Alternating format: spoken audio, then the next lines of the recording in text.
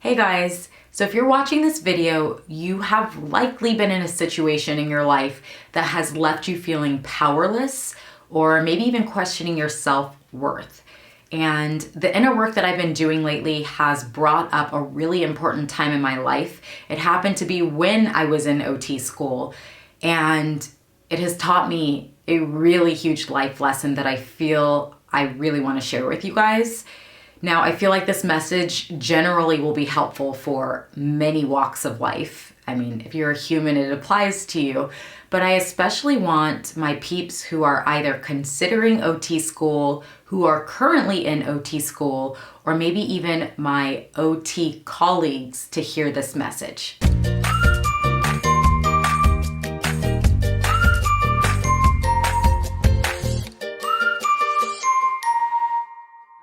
What's up, my friends? Welcome back. If you're new here, my name is Nicole. I'm a mommy. I'm a pediatric occupational therapist, as well as a certified lactation consultant. And this channel is all about helping you better understand and serve your child's developmental needs. So consider subscribing for weekly helpful tips. I want to talk to you about how we as humans find ourselves in situations sometimes where we are giving our power away instead of stepping into our power, where we may let a boss, an authority figure, a friend, a spouse, a family member push our boundaries. And maybe we take a step back, maybe we question ourselves and our ability instead of owning who we are and our powers and our strengths, right? Most of us have probably been in this situation at one point or another. And I just want to share a very important experience that happened to me in my life that is just now like coming full circle, that I'm just now able to peel the layers back and take the gold or the silver lining from that situation and use that to fuel me in my future. Okay, so quick sidebar is that as a business owner, we experience like a lot of trials and you know, there are beautiful wins and successes, but especially when we're just getting going, there are a lot of like days where we're like, what did we decide to do? And in the past year, I have grown so much as a human, and I'm super proud of how far I've come. I have done a substantial amount of work and just now really doing much more inner work. And what was brought to my attention is that it's oftentimes hard for me to be vulnerable, like super vulnerable. I come on YouTube and it's easy for me to share information with you guys as the OT, as the professional, but I notice that it's hard for me to come on here as just your friend, just another mom, just someone who's made it through OT school too, and like be transparent in who I fully am. So that's something that I'm working on. And the reason why this video is so important to me is because one of the reasons I've discovered it has been so hard for me to do this is because of this specific experience. And I know that I'm not the only one who experiences this, especially, again, my OT students or people who are considering this. So that's why I really want you to hear this. Okay, so when I was in OT school, things were wonderful. I met amazing, beautiful people who have become lifelong friends. The professors were incredible, super supportive. It was a fabulous program. For those of you guys who don't, or if you have questions about the program and where I went, I will link a video. Okay, so went to this school. I, got through the didactic portion, which is, the school work. Then came our first full-time fieldwork rotation where we're working 40 hours a week. It's like you're an intern. You just jump in, you're not getting paid. Now, my first full-time fieldwork rotation was a fucking nightmare. Excuse my French. I hope you have no kids. It's a little out of character for me to cuss, but there might be some profanity in this video. Just gonna let you know. I was blessed with a clinical instructor who should have never been a clinical instructor. And that is something I want my OT students to hear, or future OT students to hear now. Not every clinical instructor should be a clinical instructor. It is something we mandate as occupational therapists in the workplace. Most workplaces require that you go on to become a clinical instructor and lead an occupational therapy student, but not everybody's personality is suited for that. And so I believe that really does a lot of students a disservice by mandating that everyone take on this role when clearly there are people who have no business being a clinical instructor. That's a sidebar. It started off okay. My CI was an older lady, and we got along initially. Now, I should also note this happened to be weeks before I was marrying my husband. So I'm literally planning a wedding and rolling through this fieldwork rotation at the same time. That's just how life goes sometimes. The first 4 weeks was great. She was saying, you know, you've got this, you're doing wonderful, you're picking up on the skills and, you know, demonstrating your skills. Everything looks good. Sweet. Now the problem started to creep in like right before the wedding. I had built relationships with multiple staff members who, you know, worked at this facility, even the managers, the higher ups, we had great working relationships. This facility had even thrown a bridal shower for me and my husband like a week before our actual wedding. So there was no sign that there was going to be trouble in paradise, and I was just humming along, enjoying my life, super excited for this like amazing milestone in my life. Then like 3 days before I am about to take off for my wedding, could be off with my dates here because again, like traumatic event, we suppressed the details. But a few days before I'm about to take off for this wedding, my clinical instructor pulls me aside and says, oh, you know, I don't think you're understanding this. I don't think you're getting it. It was a 180. It was, you're doing great. And now, I'm not so sure about your clinical skills. We may have to extend your clinical rotation. Yeah, you know that honeymoon you're supposed to go on, like right when this internship ends? You might have to reschedule that because I'm gonna need you to stay through Christmas and to prove your skills. So this conversation happened like literally days before I'm taking like a few days off to have my wedding. I'm like, interesting. This is new. Okay.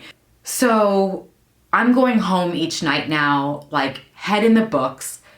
I was crying. Like it was so hard for me to just show up every single day feeling like I wasn't enough and being questioned. Why'd you do that? And why'd you move him like that? What were you thinking? So what was the clinical reasoning behind that? Not in a supporting, loving way. It was a critical, I am watching you constantly and I'm gonna make you question your every move kind of way. And I just never been treated like that as a human. Like, I was fucking baffled. But I went home, I studied every single night. I was like, I'm gonna know my shit. Like she's gonna ask me a question, I'm gonna have an answer, and it will be textbook. There will be no gray area because I will know my shit. And I would come home and I would cry, and Mike was just looking at me like, this is unreal. This is unreal. And I hated waking up each morning knowing I had to go back. The drive over was so torturous. Like, you know, when you allow someone to get inside of you, to go that deeply inside of you where they are fucking with your head, like on an hour by hour, like you can't sleep at night because you are having nightmares about the sort of like psychological warfare you're going to have to navigate the next day at work. Like that's the kind of crazy shit I'm talking about. I'd have to blast Drake on my like 5-minute commute over there just to psych myself to get through the freaking day. It was bad. So it came to a head and we had to get one of my professors from school involved to come up and have a sit-down meeting with myself, this clinical instructor, and basically the field work coordinator. And in that meeting, you know, she was saying X, Y, and Z, Nicole's not demonstrating these skills, blah, blah, blah. In the conversation, while this fieldwork coordinator, who was surprised by all of this, you know, because I had been almost a straight A student through this entire program. So she's utterly confused because my smaller fieldwork rotations, they had all gone great, whatever. It comes out that this clinical instructor basically admits and says, well, I don't have the time to give her the guidance that a student would need coming into this setting. I just don't. It's super busy. I just need someone who gets it. And this fieldwork coordinator is like, well, that's not fair. That's not what you signed up for. Like, you've got to guide these students. You can't expect them to come in and know everything. So by the grace of God, this angel, she pulled me from that rotation. She pulled me from it. She's like, nope, we're done. She's leaving today. This isn't okay. Left that rotation early, did a project to make up the units, whatever else. I had never been so happy in my entire life to get out of a more toxic environment, okay? Never. And I want you to hear this, whether you are completely removed from OT as a profession or not. Like, don't allow someone to steal your fucking power. Don't allow someone to make you question your self-worth. Don't allow someone to shut down the most beautiful aspects of who you are. Don't allow anybody to take your strengths and turn them into fears.